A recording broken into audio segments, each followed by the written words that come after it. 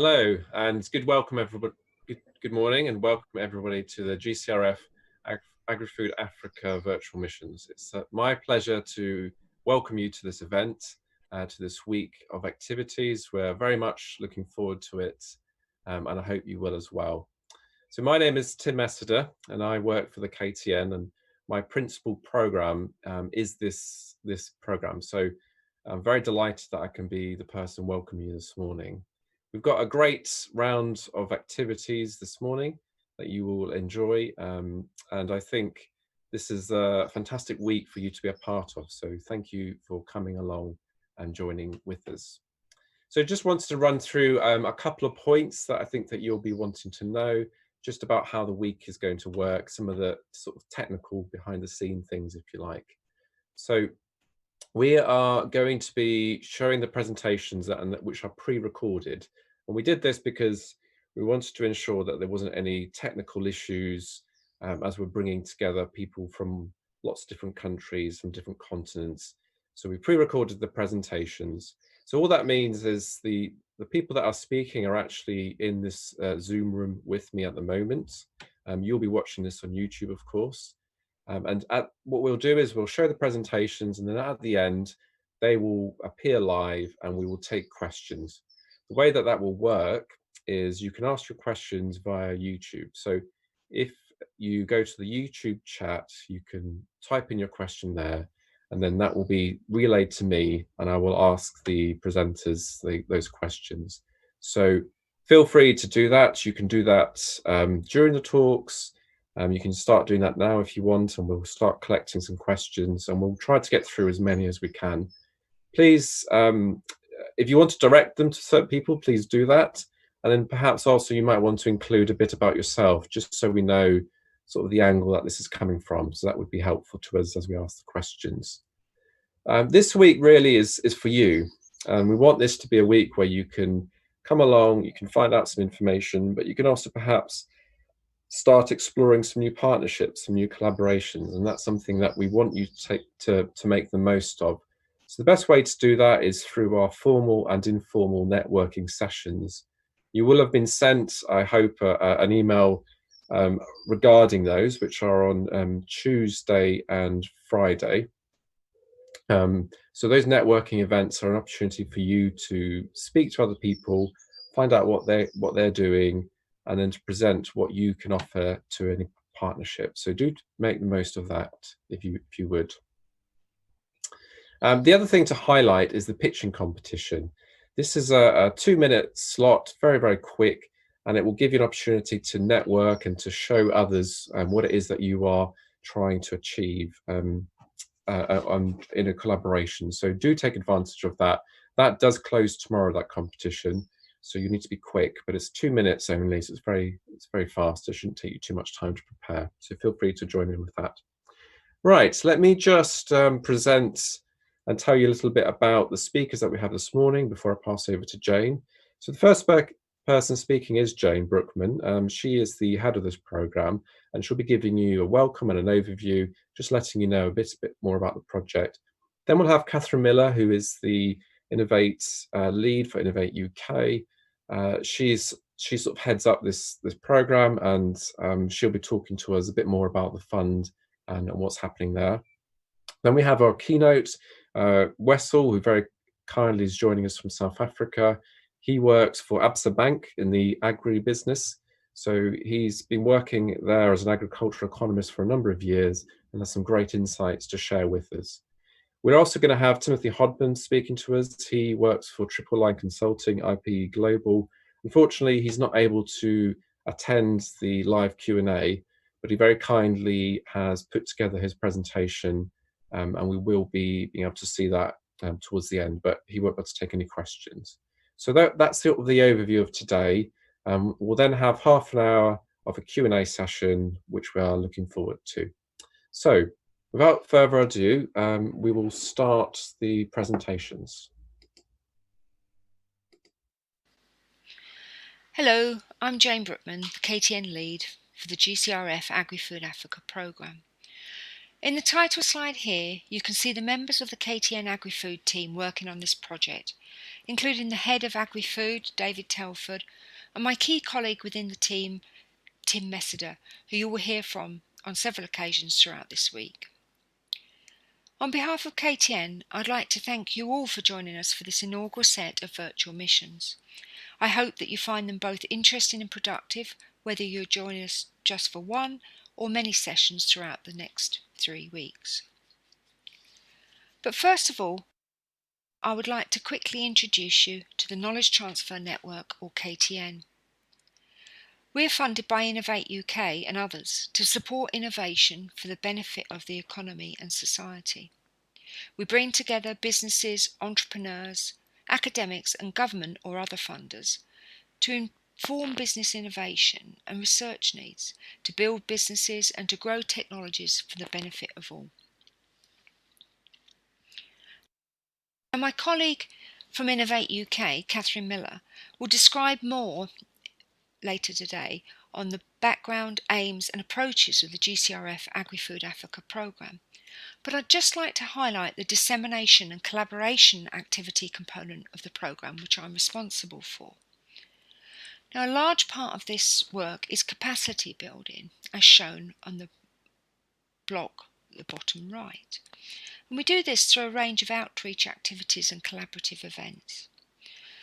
We're responsible for building networks between members of the agri-food systems within African countries and those stakeholders within the UK.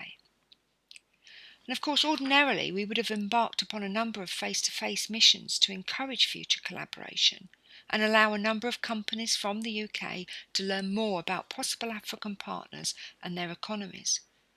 But clearly, with the changes in the world brought about by the COVID-19 pandemic, these face-to-face missions are just not possible at this time. We therefore decided to try a different approach, and hence we've designed these virtual missions to continue that effort to build community, with the possible advantage, you might think, that we can engage with a wider range of African countries than we would have been able to visit face-to-face. We will also be able to encourage a larger number of businesses, academics and other stakeholders from the UK to learn something of the agri-food systems across the entire sub-Saharan regions of Africa. Of course, we will also be providing opportunities for networking in much the same way as we would have done ordinarily if we'd have had a physical face-to-face mission. And we'll be introducing the next round of the Agritech Catalyst funding.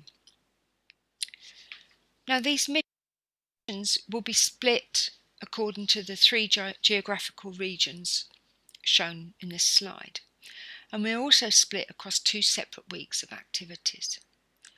The first week will feature a variety of morning and afternoon activities aimed at informing UK audiences and providing UK and African companies interested in finding out more about doing business from a sort of creation or exploitation of innovation angle with both information and contacts. We hope to provide an opportunity for potential UK and African partners to highlight their capabilities and to outline what they're looking for in any future relationship. The first week for each region will be structured as shown in this slide. On Monday, the programme overview and funding mechanisms, where we provide you with a general overview of the AgriFood Africa Programme and how we aim to work together with both UK and African agri-food partners. On Tuesday, the regional profiles and networking sessions, where more information on the regional features of the African agri-food landscape will be provided and a formal opportunity for networking. On Wednesday and Thursday, we will basically have mirror days where we showcase UK and African experience and capability, followed by specific pitches. These days provide examples of working together, the capabilities, technologies and expertise that organisations can bring to potential joint projects. The pitches are 2-minute long videos, and we encourage you to consider submitting a pitch for your own interests and capabilities, and also to join in the sessions to hear the others submitted and perhaps contact them through the networking sessions. On Friday, there'll be a networking session and a panel. and we finish the week off with a formal networking session and a short panel discussion to consider the week's activities. So here's a reminder that we'd like to encourage everyone to take part in the networking activities throughout the week, to learn from each other and to seek help from KTN if there is any needed. The second week for each set of regional activities will provide further opportunities to engage, and these will be run from mid-July, with Southern and Central in the week commencing 13th of July, Eastern the following week commencing July 20th, and finally the Western region week commencing 27th of July. This second week is focused on hearing back from participants of the first week, really, providing support for consortia through practical activities such as clinics and workshops for writing applications. How can we help complete consortia, for example, if one specific partner is sought, or an end user maybe? We'd like to hear from you as participants on what would help you and what you would like to hear or find out about in this second week, and we can then try to tailor the programme. We're aiming to try and put together 2 to 3 sessions each week. So finally, I'd like to thank all the speakers who have agreed to give up their time under quite difficult circumstances to help us try to keep the GCRF AgriFood Africa Programme rolling on and to generate some real activity in terms of increasing mutual understanding of the agri-food systems of sub-Saharan Africa and the UK. Thank you.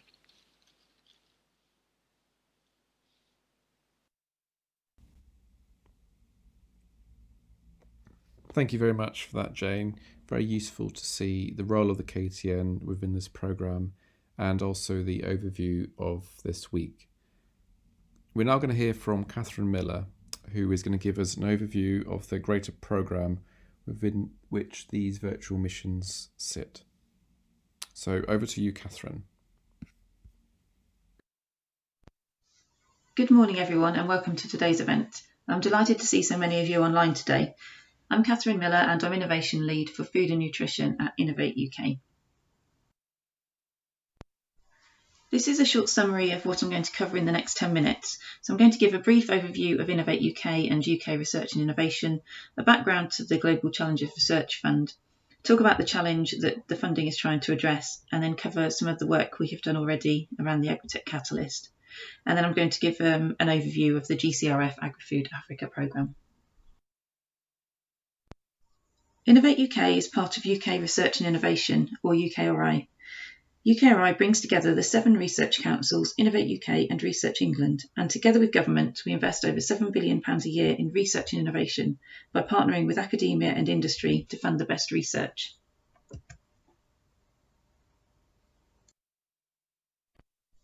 As part of UK Research and Innovation, Innovate UK drives productivity and economic growth by supporting businesses to develop and realise the potential of new ideas, including those from the UK's world-class research base.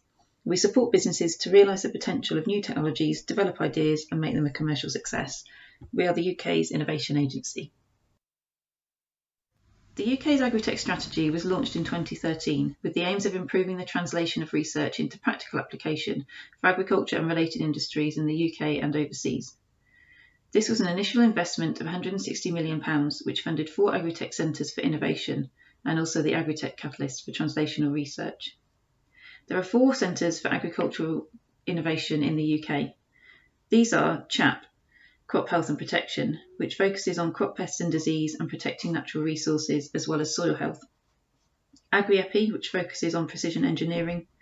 Agrimetrics, focusing on collating, connecting and analysing complex data.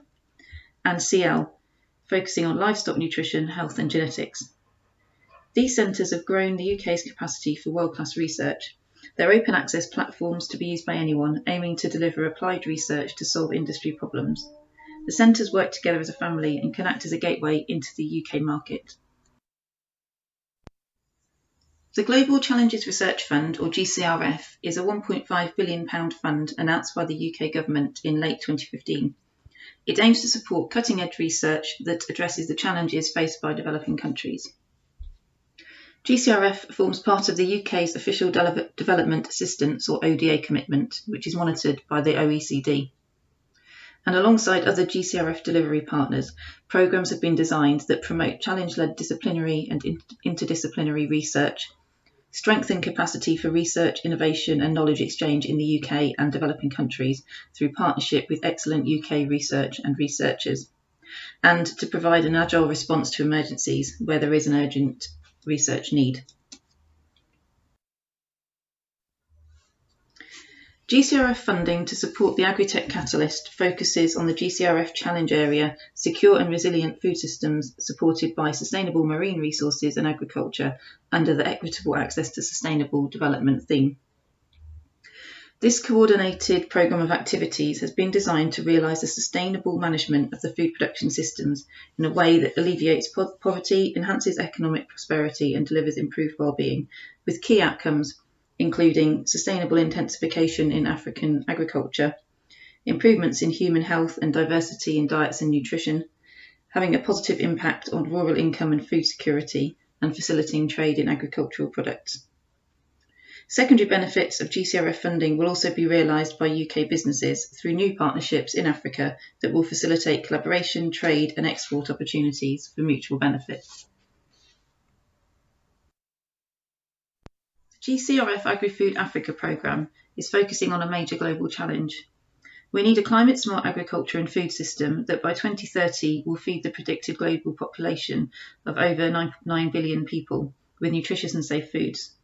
It needs to use resources sustainably, also be resilient and be able to adapt to climate change and generate inclusive jobs and growth.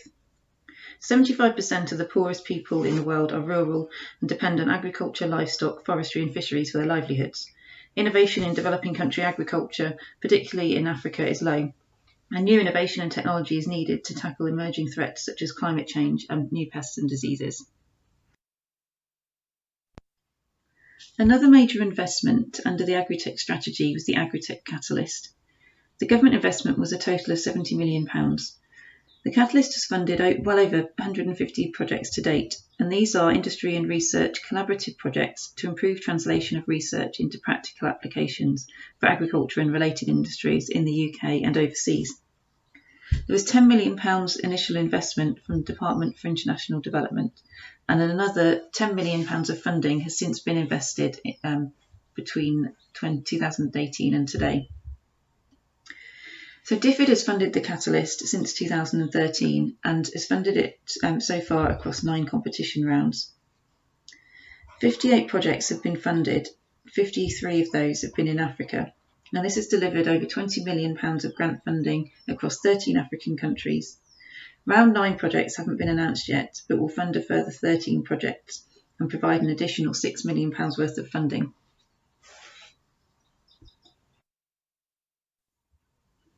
Of the 58 projects funded through the Agritech Catalyst, the scope has been broad, covering research and innovation in agriculture, food systems and nutrition.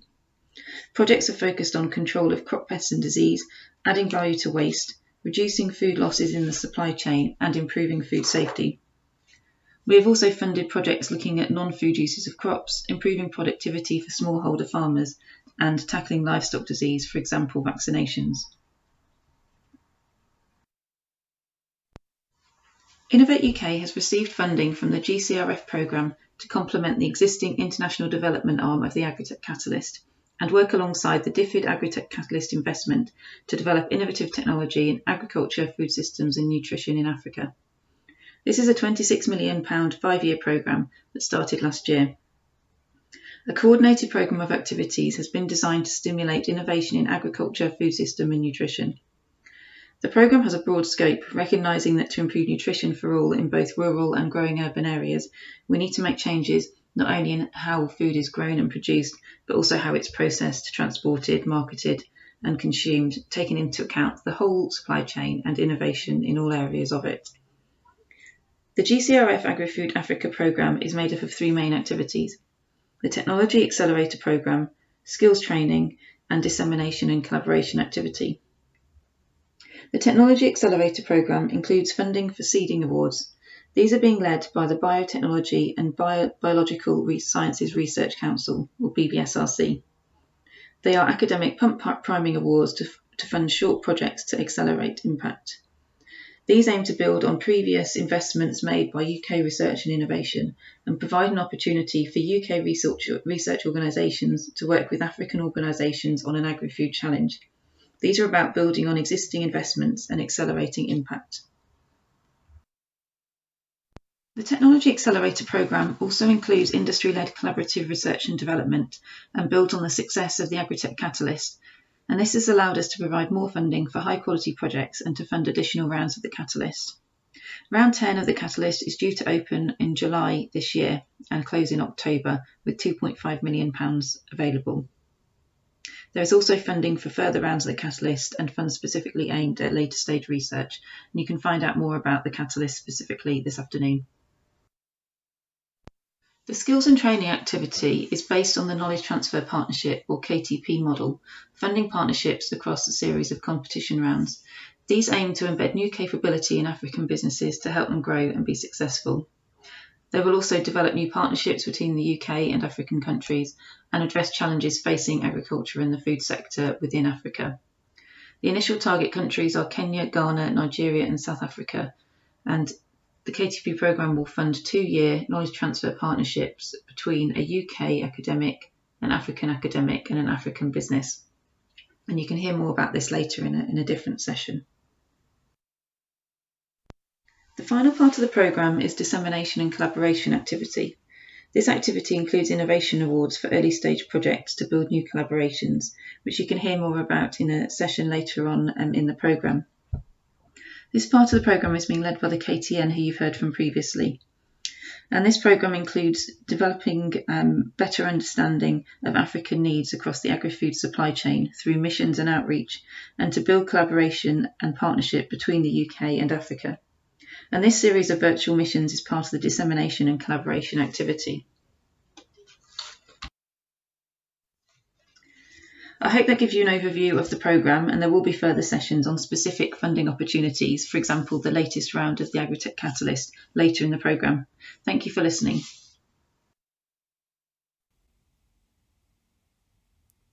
Thank you very much for that, Catherine. Great to hear a bit more about the programme and its goals and aims. We are now going to pass over to our keynote speaker, Wessel, who has very kindly agreed to deliver his talk on the strategic importance of the agri-food sector for South Africa. So thank you very much, Wessel, and we very much look forward to your presentation. The strategic importance of the agri-food sector for South Africa. My name is Wessel Lemmer. I'm the Senior Agricultural Economist at Absa and Agribusiness in Johannesburg.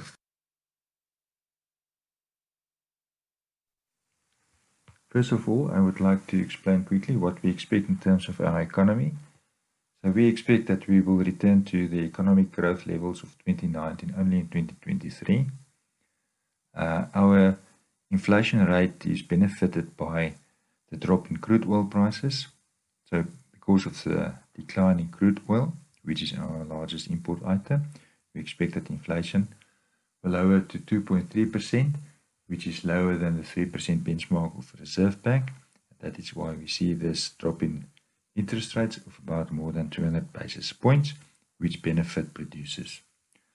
We expect that the rand will stay at these weak levels, maybe strengthen a little bit more until 2021, after which it will then further depreciate. A weak rand is positive for our agricultural producers because the returns on the exports is more. It is also positive because it protects you against imports, cheap imports from abroad.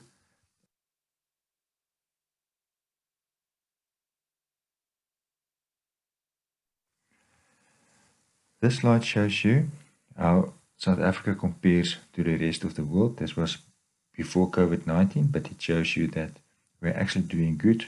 Our gross value add from 2019 to 2023, according to Business Monitor International, is about 6.2% per annum growth, compared to the list of countries on the left-hand side that you see there, that is 5.9%. So South Africa is not doing too bad. You can see the green line.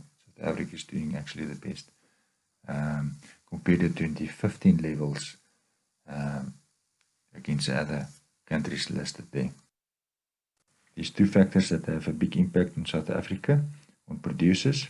If you compare the financial crisis with the COVID-19 crisis, during the financial crisis, as you can see there, our exchange rate depreciates extremely, and that impact positively on the gross producer value of agricultural products in South Africa.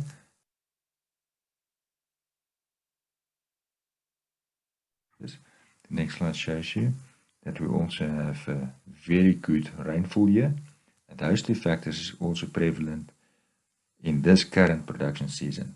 So agriculture is counter-cyclical, which means that the demand for food and fiber is still ongoing, while the other sectors' demand for their products drop during a recession, so agriculture do better. But on top of that, agriculture is going to do extremely well compared to the other sectors because of the current good rainfall year that we experience now, and because of the weak exchange rate. Those two factors were also present in the years of the financial crisis. Here you can see the counter-cyclical nature of agriculture very good. What you will see there is a Big Mac price index.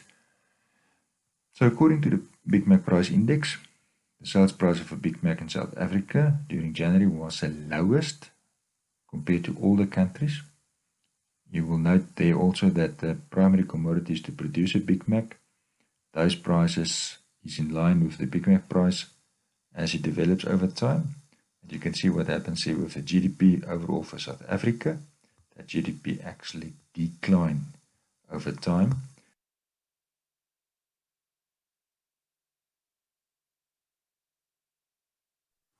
The next slide shows you that the red line is the food and beverage manufacturing sales values, and the graphs underneath that area graph shows you the field crops, horticulture and animal production sectors, the gross producer value of those sectors, and there's a very close correlation between the food and beverage manufacturing sales values and the output of these primary agriculture.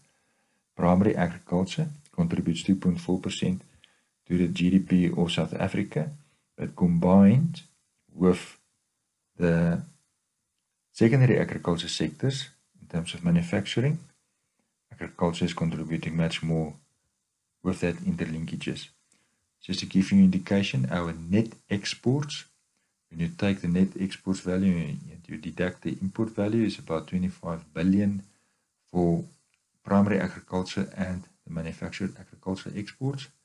Compare that with South Africa's net import value, which is a negative 26 billion, and you will see that agriculture is actually quite sizable. Next to iron ore exports, net exports, we are the biggest sector, primary and secondary. In terms of COVID-19 cases going forward, our biggest exports, as you will see in the next slide, is during the third and fourth quarter. That's the agricultural exports value. It coincides with the right-hand graph on the bottom right, which shows you our flu infections, which taper off at the end of middle August. But due to that cool and wet cycle, cool and wet climate conditions that benefits the coronavirus, we expect that we will see our peak of infections going forward into the fourth quarter. But on the left-hand side, you will also see that it's very regional and provincially based. So the Western Cape corona infections that's currently reported, it's about 15%, half of that of the country. And you can see the production of crops is about 36% from the Western Cape. So we are very aware of COVID-19, of the impact that COVID-19 can have on our processing, packing and exports of our products. But agriculture is very organized in South Africa. We already had COVID-19 cases in certain of these sectors. We address it very quickly.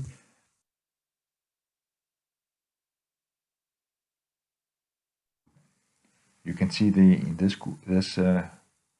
slide shows you that in the second and third quarter, total perishable exports is about 12.3 billion rand compared to 19.5 billion rand in the third quarter, and that is for apples and pears, nuts, citrus, and berries, and stone fruit. Not stone fruit, for berries. Stone fruit and grapes is already done in the first quarter, so that is where our risks are. And you can see on the right hand side that fruit exports is about 43 billion of the total agricultural exports in South Africa. Just to conclude then with this last slide shows you that there's no need globally for the rush to the supermarkets and shelves to buy food. You will note that during the financial crisis, corn and rice and wheat, those stock-to-use ratios were much lower than currently in the last 2 years, 2019-2020, for corn, rice, wheat, and soybeans. So we have much higher stocks globally. So there's no reason to curb global exports. There's no reason to rush to the shops to buy food. Now, if we expect that we will have a successful phased exit from lockdown by the end of this year, if that happens, you will see on the right hand top graph, that's a graph prepared by the Bureau of Food and Agricultural Policy in South Africa, that we will actually recover in 2020 and we will be better off compared to that green line on top there. We will be better off in 2020 in terms of the ag GDP, the agricultural gross domestic product growth, compared to the previous year. And that is the same for what you see on the left-hand side, left-hand corner at the bottom. We will note that 2020 will do extremely well, and then going forward we will see a little slack in the GDP, the gross value, real gross value of agricultural production. So to summarize, for producers and for investors alike, South Africa is a place and it's timely now to invest. Why? Weak exchange rate, support product prices and export prices. Weak exchange rate protect our industries, our agricultural industries from imports, and then also the low interest rates is also beneficial to lower our cost of production, and it's now an opportunity to invest. So in short, it's the best time to invest, and as a bank we are confident and we encourage our producers to share our view. Thank you so much.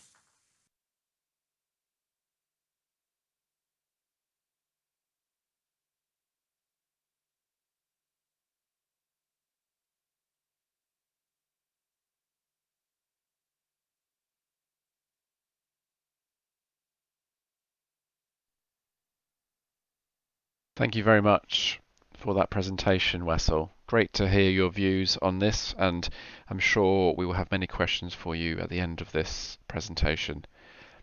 And I want to pass over to Timothy Hobton, who will be giving us an overview of the agri-food sector in Central and Southern Africa. Unfortunately, Timothy was not able to be with us today for the Q&A, but with the wonders of modern technology, he has pre-recorded a presentation for us, and we look forward to hearing that. Good morning, everybody. My name is Timothy Hobden. I'm a development economist at IPE Global. I work in the design, management, and measurement of innovation programs and programs that incentivize the private sector to invest in Africa, mainly in East Africa, Central Africa, and Southern Africa. And today I'm going to be providing you with a very brief overview of the agri-food sector in Central and Southern Africa.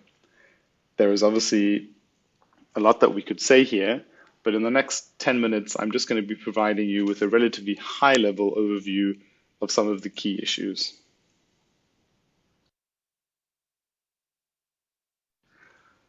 The first thing to say is that this is a very large region and is home to approximately 247 million people. This is around 18% of the African continent's population. This population is a very young population. It's just over 20 years old, in terms of median age. The economic situation is that Central and Southern Africa have been growing at around 2.5% per year. And if you have a look at the graph on the right-hand side of the slide here, what you will notice is that both of these regions are growing slightly slower than the continental average. That's around 2.5% per year. And you'll see some dips that have been going on there, and those are largely due to other kinds of factors, such as changes in, well, sometimes commodity prices around mining, and also some security issues. Agriculture is a critical part of this regional economy, however. Finding consolidated statistics that include just these two regions is a little bit difficult, but my calculations are that agriculture makes up roughly 18% of GDP across the two regions. This hides quite a lot of variation between countries, however. So in a country like South Africa, agriculture will make up around 3% of GDP, whereas in a country like Chad, this will be all the way up to 50%. If you have a look at the graph on the left-hand side here, you'll see that the industrial sectors are often always much larger, and this often comes from mining and extraction of other natural resources, and then a relatively smaller service sector, although growing in the last few years. However, despite the fact that agriculture only accounts for around 18% of GDP, it accounts for the vast majority of employment. The estimates are around 70%. This employment is largely in primary agricultural production. So the agro-industrial sector is relatively undeveloped, and so much of the production and much of the export actually is of raw products from the continent. So what we rarely see is that most of the employment is mostly informal subsistence type farming. And in fact, family farming on under 2 hectares accounts for around 90% of agricultural activity across the continent.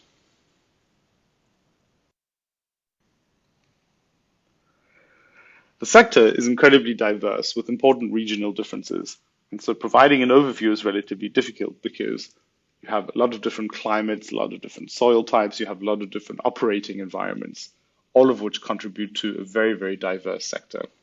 But if we look at some high-level trends in Central African region, oilseeds account for around 50% of agricultural production, followed by cash crops, so coffee, cocoa, and then cereals at 14 and 13% respectively.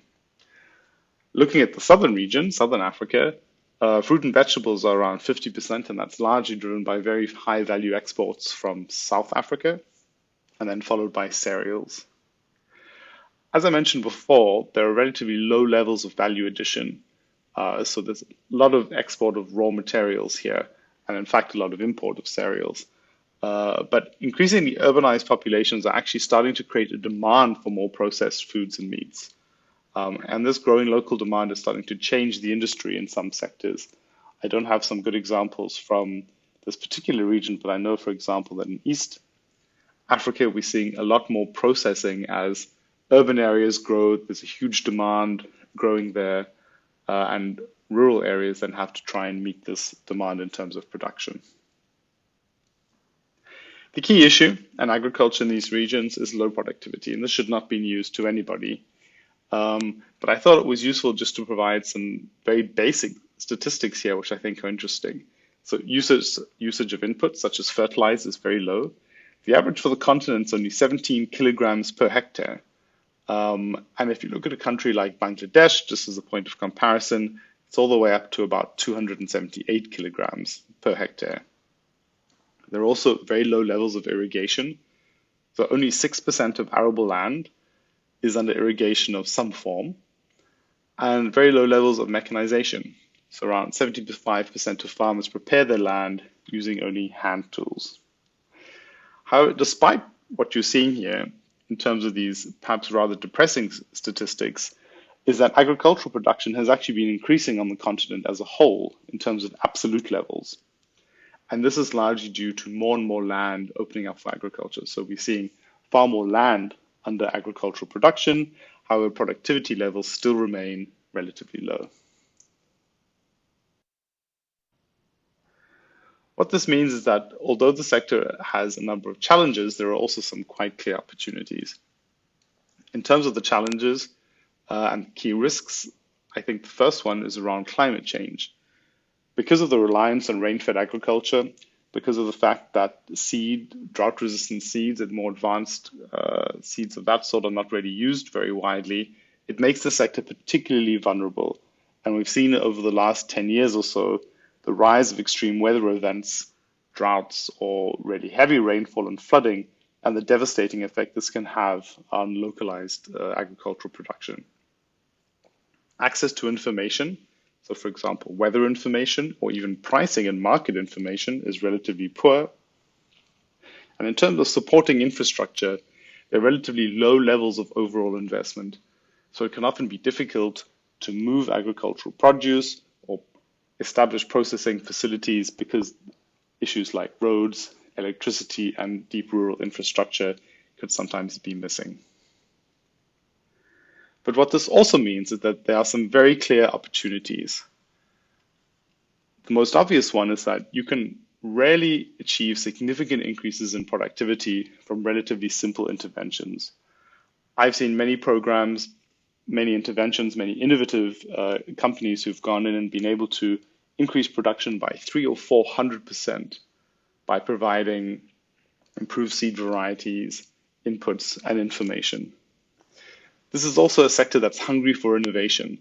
There's a strong startup ecosystem in several of the countries within these regions, and connected populations, and by connected, what I mean is there's high mobile penetration in terms of phones and increasingly high smartphone penetration, which makes it easier to access information and take advantage of services such as mobile money and these kinds of things. Innovative advances such as precision farming, digitization, use of remote technologies, so satellite or even drones, have all seen commercial success in various contexts in the continent. And there are some really interesting bright spots that have been emerging. And when I say success, we really do mean commercial success. So there is, in a sense, money to be made here, that the issue of being able to provide this relatively sophisticated, innovative technologies at a price point that makes sense has started to be solved. It would be remiss not to mention the COVID-19 pandemic and the emerging impacts. These are obviously still very, very early and in a sense are not known. But there are some emerging insights that we've started to see. I think the most important one is that in the short term, there's been relatively little impact on the agri-food sector. In some of these countries, planting had already started for the next season. And so when this had happened and input distributions had happened, essentially for the next few months, really, activity continues as normal in these rural agricultural producing areas. But what we do see is that in some cases, smallholder farmers have started preserving their cash, withdrawing savings, and prioritizing essential consumption. And what this means is that this may affect the purchase of inputs, and that may negatively impact future agricultural production. So if you decide not to invest in fertilizer today because you're uncertain what will happen in 6 months, this means that in 6 months you'll have lower production levels than you might otherwise have had. We're seeing some changes in prices. This applies both domestically and to export markets. And actually, farmers have experienced difficulties in accessing domestic markets for your cash crops, such as fruit and vegetables, due to movement restrictions. However, access to international markets has continued apart from some very isolated cases.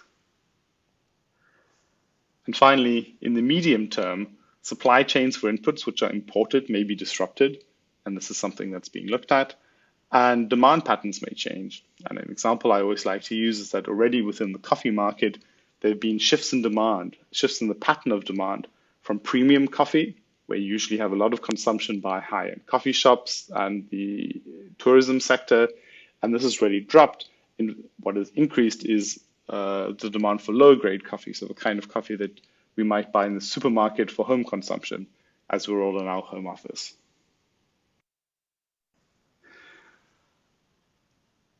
Thank you very much. Unfortunately, I will not be available for the question and answer session today, but I would welcome any questions by email if you would like to.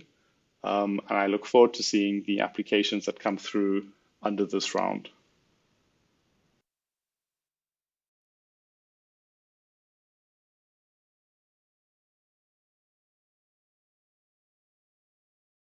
Sort of 30 odd minutes of question and answer.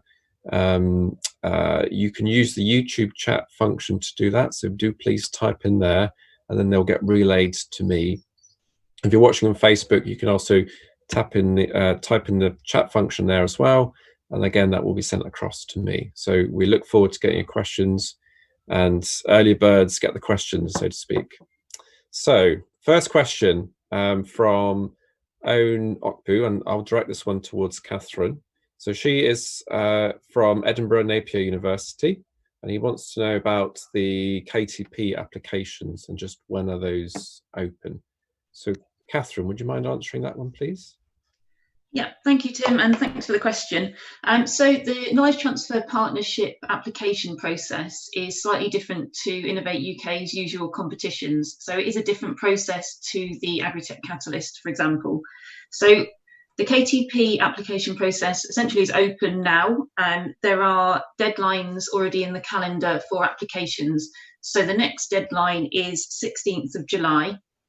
There's another deadline on the 8th of October, and then another one on the 3rd of December. So they're the deadlines for this year.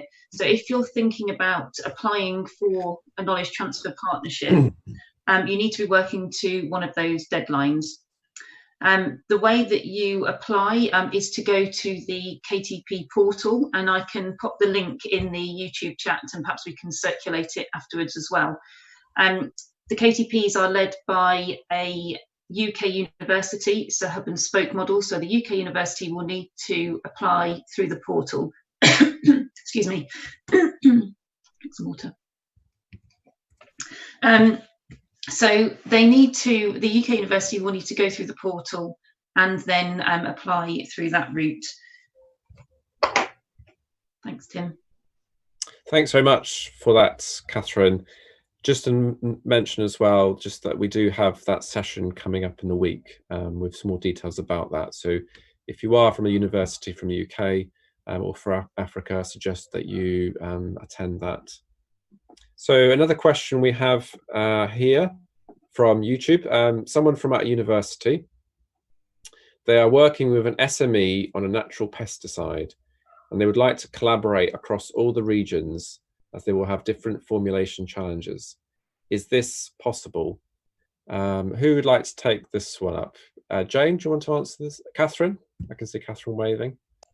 I can answer it. Others can talk after me if you want. But I was just going to answer in respect to KTPs and the AgriTech Catalyst specifically. Perhaps someone else can talk about collaboration in sort of other aspects of the programme.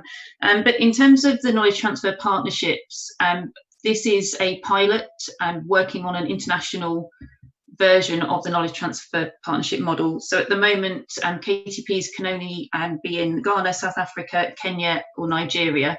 So we're a bit restricted in terms of the KTPs.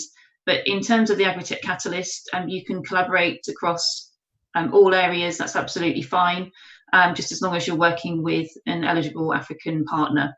And again, there will be a session on that later this afternoon, which will give a lot more detail about the eligibility on that. But yes, you're not, you don't have to specifically work with one country or one region. You can work across those.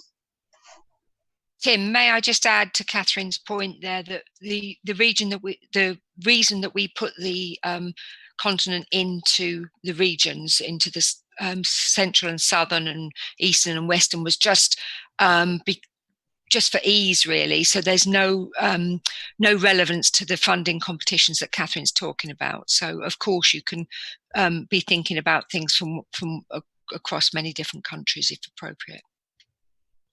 That's great. Thank you both for that answer and just for clarifying the regional setup as well, Jane.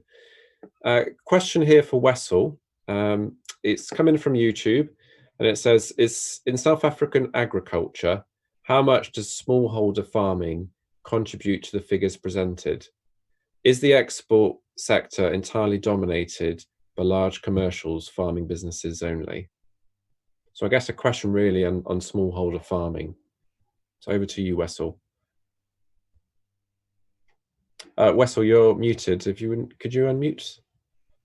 Thank you. Okay, first of all, commercial agriculture is very dominant in South Africa, both in the field crop sector as well as in permanent crops, high value crops, and livestock. So the majority of the contribution, the gross value add, comes from commercial agriculture, not from the new black producers.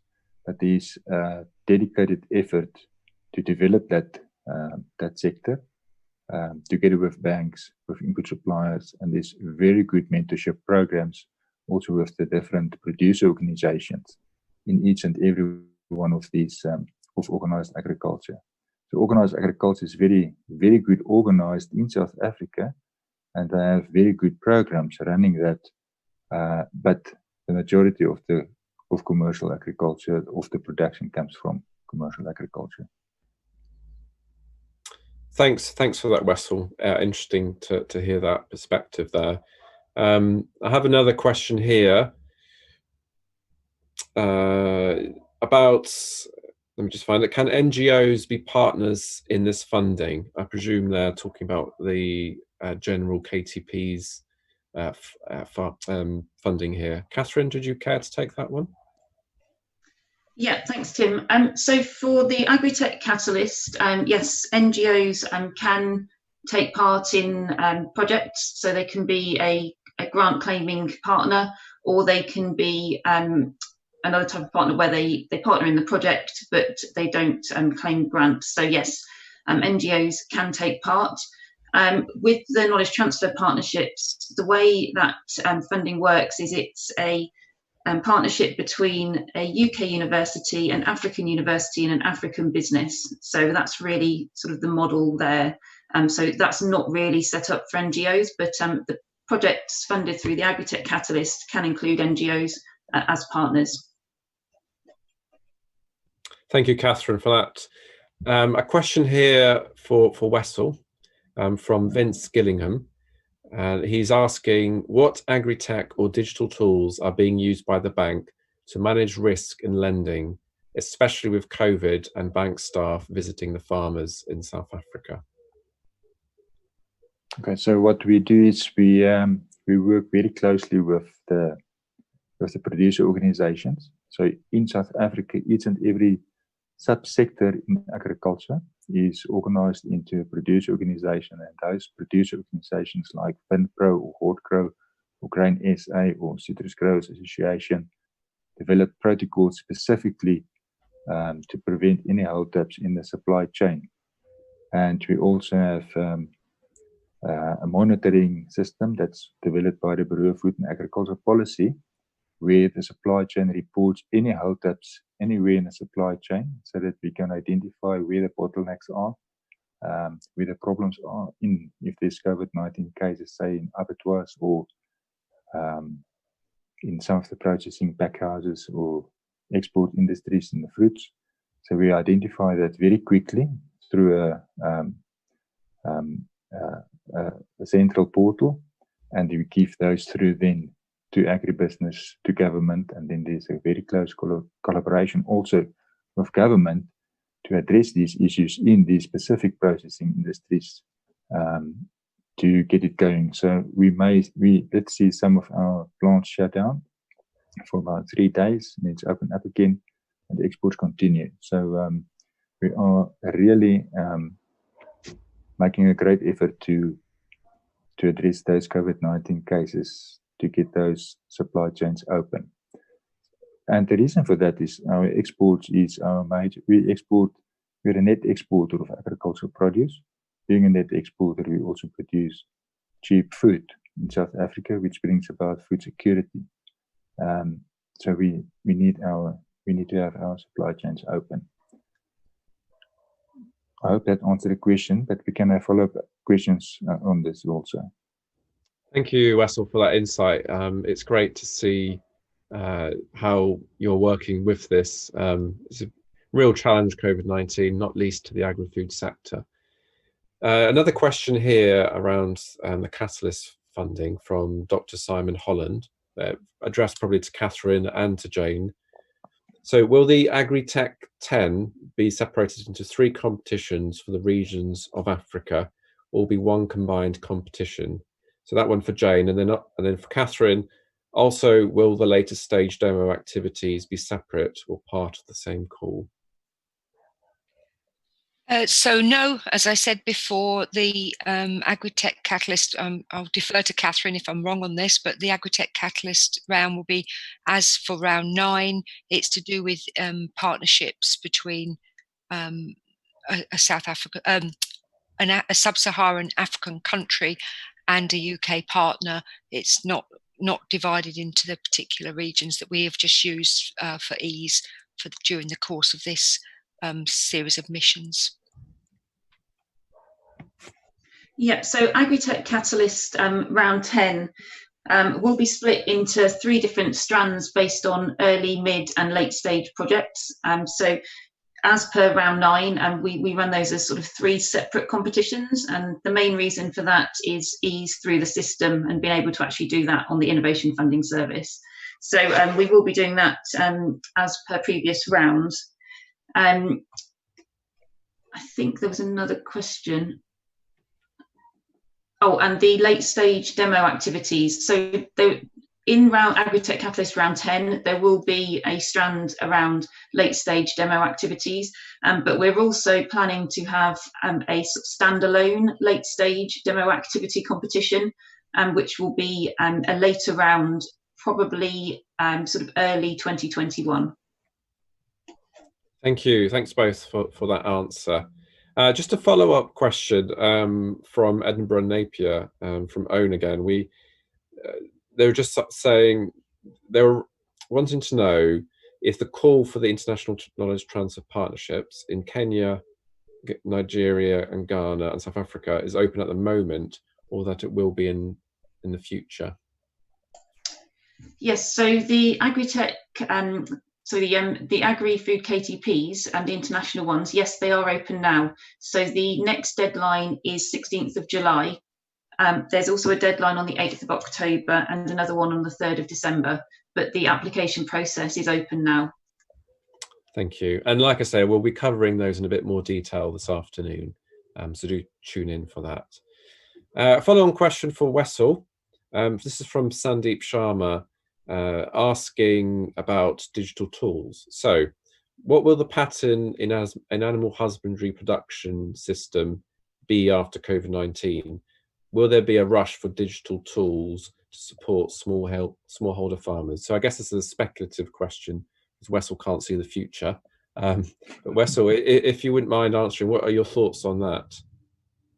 Okay, I think one, in terms of the livestock sector in South Africa, I think that is a sector with a great potential to increase the gross producer value through efficiencies. And I think maybe that's a sector that's maybe the most neglected in terms of, if you compare that with the horticultural sector and the field crop sector in terms of precision farming. So there can be a lot be done in the livestock sector. And I think what is very important in South Africa is to address our biosecurity issues, because biosecurity in terms of tracing and trackability is very important for our export markets, and to grow our export markets in beef and even in pork. And there's a great demand for that globally. But we need to get our tracing and trackability correct to address biosecurity issues in terms of disease. And I think that's maybe the most important thing to address. And I think technology will make a big difference in that, so that you can what do you call that? The disc or a clip to identify specific animals in terms of their location, and then through the value chain from the primary producer, the winner calf producer, right through to the feedlot, and from the feedlot to the abattoir, which get processed. I think that is very important, because we need to locate those animals. But that is only in the supply chain in terms of tracing and trackability. We also need to look at production systems.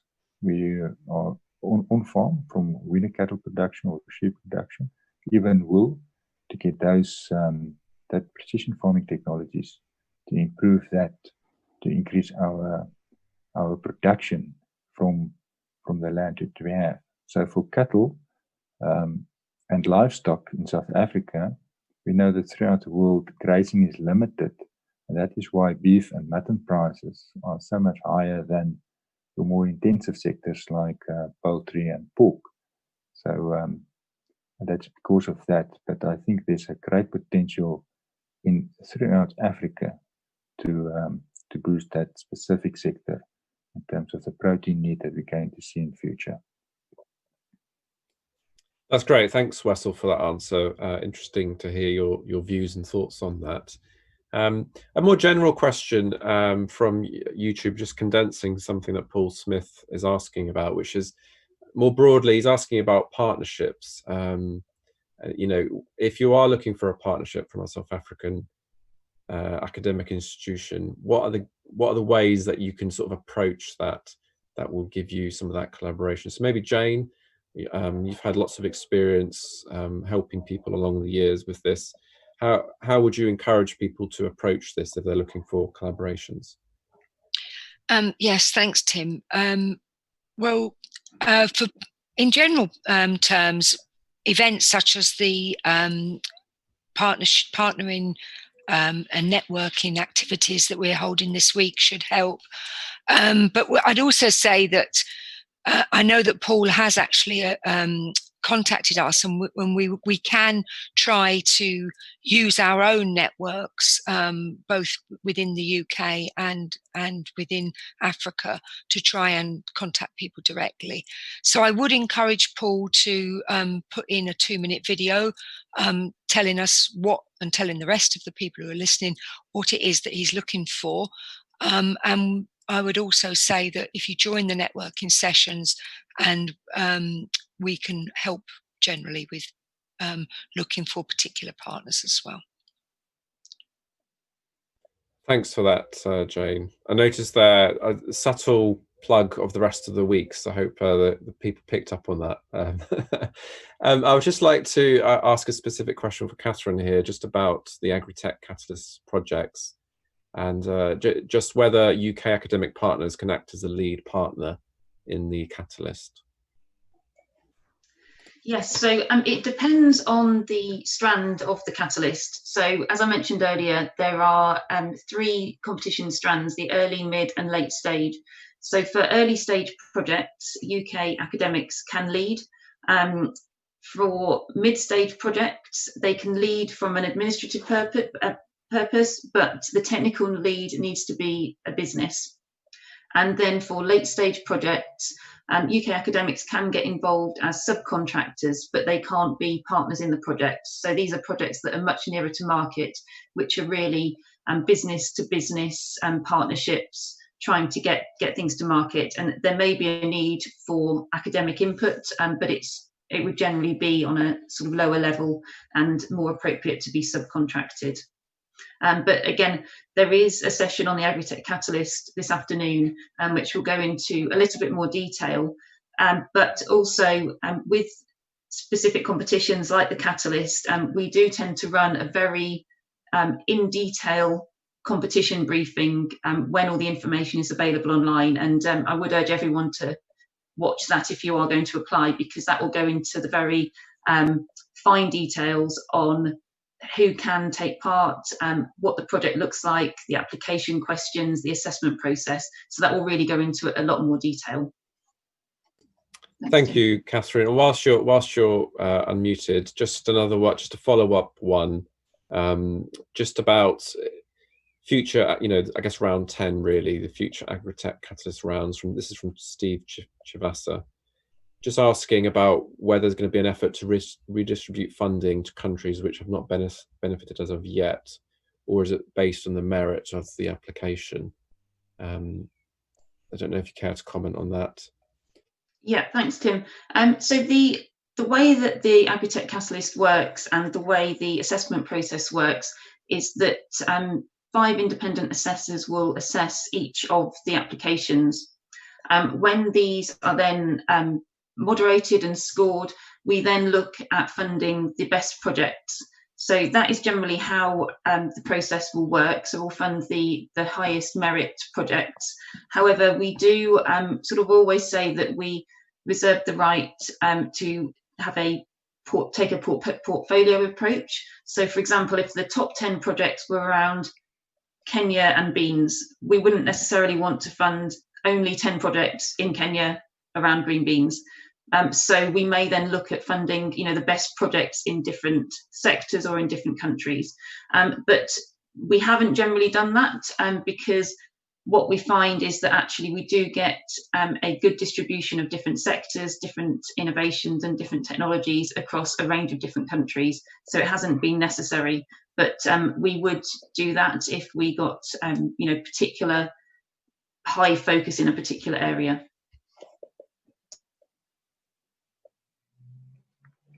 Thank you very much for that, Catherine. Great to hear your answers. I'm going to ask a more general question, if possible, just to sort of bring up the discussion to sort of the higher levels, if you like. Wessel, I just wanted to give you an opportunity and for Jane and Catherine just to comment on this. So be ready, as it were. So what do you see as opportunities for the UK AgriFood, if you're a UK AgriFood organisation, what are the opportunities for engaging with African countries?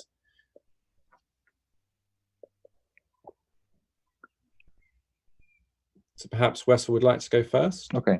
Yes, Tom. I think there's great opportunities, and if you engage with the financial institutions in South Africa, like the banks, I think there is opportunities that you can grow together and have a type of a blended finance going forward. I think the opportunities is great there. And there's something else that I also wanted to mention about the technology. Just remind me about that that I left out. I don't know. Do you have some follow-up questions on this? I just want to have more clarity. No, I mean, that was the question, but feel free to comment. Well, in terms of I just want to get back to just a technical question on the technology in South Africa. You can sit in London and take part in auctions in South Africa, which is something that was developed. We have these rural auctions in the countryside. And the link is made in terms of augmented reality. So you take part in that auction. The prices that's bid gets instantaneously available, so you can make an instantaneous bid because of the satellite linkage and not the cell phone coverage that we have in South Africa. I think that is something that we must take note of as well. I just wanted to make that comment also on the technology side. So, Jane, perhaps you'd care to comment? Yes, I mean, I think that through the meeting that we held in December, where we were looking at what types of opportunities best suited the partners between Sub-Saharan Africa and the UK, I think that a couple of things really came to my mind, and that was that, yes, there are quite a few areas where there's a really good link between a technology perhaps that maybe the UK, a small company within the UK might be developing that would be appropriate. But that what was really important that they considered, and going back to Wessel's point, I guess a little bit, is whether the technology was appropriate for the market and for the country that you were dealing with. So to make sure that it is an appropriate technology that can actually be actioned in the country that you're trying to exploit your technology in.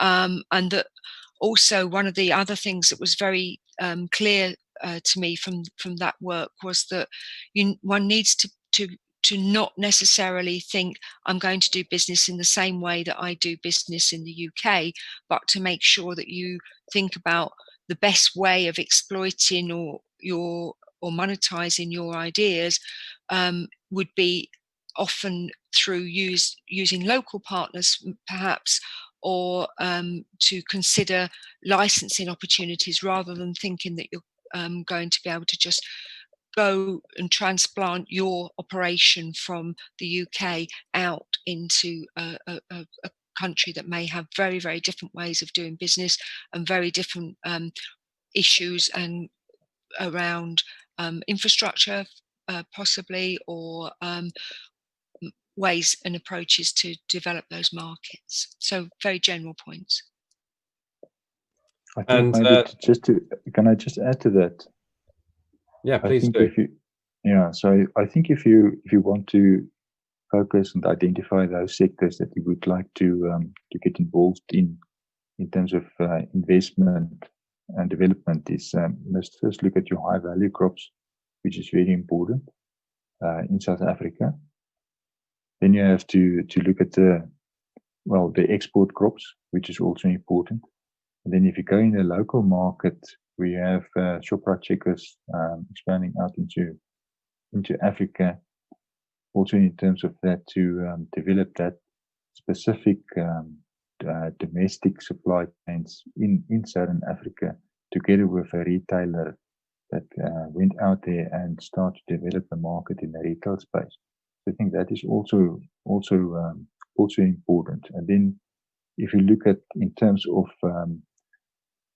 value adding, actually import substitution products like the production of soybeans or wheat in certain areas like Zambia, where there's a deficit of those, and where you are protected against cheap imports through the road difference, the road cost of trail difference, the cost difference between the coast to the inland area. I think that is also something that you need to take into consideration if you want to see where you can expand. But then also in terms of policy certainty in the different countries, I think that is also very important to make sure about that, because there are certain bottlenecks that make it very difficult to do business in Africa.